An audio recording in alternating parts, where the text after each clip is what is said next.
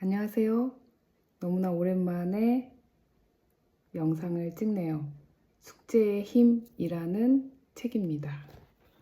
부제는 전 세계가 주목한 최고의 학습 습관 연구 프로젝트입니다. 네, 한번 읽어볼까요? 저는 134쪽에 숙제 습관을 정하는 것과 관련돼서 한번 읽어드리도록 할게요. 학생들이 본질적으로 동기의식을 가지려면 두 가지가 필요합니다. 첫 번째는 스스로 과제를 해결할 만한 능력을 갖고 있다고 믿는 것이고요. 두 번째는 그 과제에 자신을 연결해야 합니다. 만약 부모가 아이를 위해 과제를 대신 해주거나 책임을 진다면 아이는 그 순간 과제에 대한 연결점을 잃고 동기와 자율성이 사라지게 돼요. 아이가 스스로 과제를 해결하는 도중에 발생할 수 있는 실수를 부모가 용납해야 비로소 아이가 실수로부터 배울 수 있습니다. 부모가 직접 자녀의 과제를 교정해 주거나 실수를 지적하면 당장은 실수를 고칠 수 있겠지만 자녀는 결국 아무것도 배우지 못하고 맙니다. 그건 마치 아이를 기계로 만드는 것과 같죠. 그래서 당신이 매일 밤 아이에게 똑같은 말을 반복하게 되는 것입니다. 하지만 아이가 수용할 수 있고 시간 제한이 있는 적당한 숙제 습관을 설정해 두면 아이는 자기 조절, 일정 조정, 시간 관리, 그리고 목표를 설정하는 능력을 키울 수 있습니다. 거기에 대한 또 노력에 대한 동료가 더해지면 아이들은 성공적으로 숙제 습관을 기르고 극기와 자존감을 얻게 됩니다. 부모를 포함해 많은 사람들은 자신이 남을 가르칠 만한 충분한 능력이 있다고 생각합니다. 하지만 가르친다는 건 일종의 기술인데요.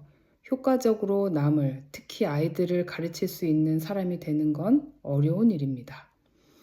당신에게 교사 자격증이 있거나 혹은 실제 학교에서 가르치고 있는 중이라고 해도 섣불리 당신의 자녀를 가르치려 들지 마세요. 그건 다른 직종입니다.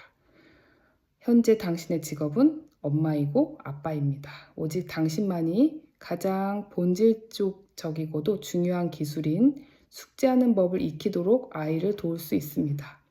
아이가 스스로 학교 숙제를 하도록 두어야 긍정적인 학습 습관을 길러줄 수 있습니다. 또한 만약 자신의 자녀가 숙제를 이해하거나 끝마치는데 정말 문제가 있는 것이라면 당신이 도와주지 않아야 아이들은 비로소 문제가 있다는 걸 알 수 있게 되는 거지요. 숙제 습관은 어떤 효능이 있을까요? 숙제 습관 기르기의 그 단계는 매일 방과 후 똑같은 일을 반복하게 해서 습관으로 정착시키는 것입니다. 숙제가 있거나 또는 숙제가 없더라도 매일 10분 동안 앉아 있어야 됩니다. 2학년은 20분이고요. 3학년은 30분입니다. 학교 숙제가 없는 날은 책을 읽는 것으로 정합니다.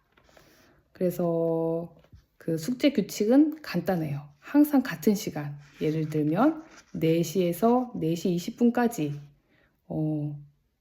나는 식탁에 앉아서 숙제를 한다. 그리고 그 시간이 지나면 숙제를 책가방에 넣는다. 그리고 나면 하고 싶은 걸 할 수 있다. 그래서 여기 예시에 나온 제시카는 서둘러 숙제를 하려고 덤볐고 1분 36초 만에 끝내는 기록을 세웠습니다. 알아볼 수 없는 글씨로 휘갈겨 쓴 상태였고요. 그 엄마는 자기 딸을 바라봤지만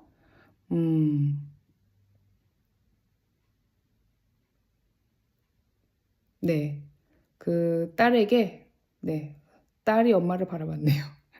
그래서 책을 가리켰습니다. 그리고 그 아이가 처음에는 책에 대해 불평을 하다가 엄마한테 TV를 봐도 되냐고 물었는데 엄마가 다시 말했어요. 우리 규칙이 뭐였지? 몰라요. 그 대신 그때 엄마는 다시 규칙을 읊어주었어요. 숙제는 4시에서 4시 20분까지야. 그래서 딸은 책을 한 권 집어 들고 두어 페이지를 넘겼어요. 금방 타이머 시계가 숙제를 끝났음을 알렸고 아이는 어리둥절한 표정으로 엄마를 바라봤습니다. 이제 네가 하고 싶은 걸 하렴. 이러한 패턴이 며칠간 반복되자 그 딸은 숙제하는 속도가 느려지기 시작했어요. 서둘러 숙제를 마쳐야 할 이유가 없었거든요. 아무리 빨리 끝내도 앉아있는 시간이 똑같았으니까요. 그래서 이 아이는 숙제에 대한 자신감을 갖기 시작하고 점점 열심히 하게 되었어요. 시간을 정해두기, 부모가 간섭하지 않기, 지속적으로 하기, 노력에 대해 칭찬하기, 이것들이 한데 모이니 흐뭇한 결과를 이뤄냈습니다. 네, 그래서 학습 습관 연구를 통해 아이들이 적당한 시간 동안 여기 학년당 10분씩 늘어나는 것, 그리고 영어와 수학에서의 성적 향상 간에는 상당히 긴밀한 상관관계가 있다는 점이 발견되었습니다. 더불어 숙제 시간이 늘어나는 것과 높은 성적 간에는 상관관계가 좀 미미하다는 것도 밝혀냈어요. 어느 정도 선을 넘으면 숙제 시간이 늘어도 성적은 동일하거나 오히려 하락했습니다.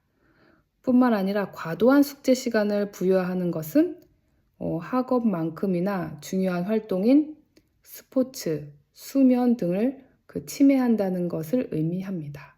아이들에게는 숙제에 관한 일종의 최대의 한계치가 있는 것으로 보이기 때문인 것 같습니다. 그래서 결론적으로 숙제 습관의 효능을 정리해 드리면 숙제가 없다는 아이들의 거짓말이 없어집니다. 숙제가 없어도 책상에 앉아야 하니까. 그리고 두 번째, 서둘러 숙제를 해치우려 들지 않게 됩니다. 아무리 빨리 해도 게임기를 갖고 놀 시간이 빨리 오는 게 아니니까요. 세 번째, 아이들이 보다 효율적으로 숙제를 하게 됩니다. 투덜대고 불평하며 칭얼거리지 않게 돼요. 정해진 시간이 끝나면 아이들은 해방이니까요. 네 번째, 숙제를 하느라 잘 시간을 넘기는 일이 없어집니다. 정해진 시간에만 하는 거니까. 마지막으로 보다 균형 잡힌 일상이 가능해집니다. 네, 숙제의 힘 읽어봤습니다. 그래서 저는 매일 숙제를 내주거든요. 그리고 그 숙제를 선생님께서 매일 확인해 주신다면 숙제하는 습관이 더 잘 형성될 거란 생각이 들어요. 이게 자기 조절 능력도 키워주고 아이들의 앞으로의 학업에도 좋은 영향을 미친다는 이 책을 읽고 저도 실천해 보게 되었습니다. 네, 이 책 숙제에 힘이 있답니다. 감사합니다.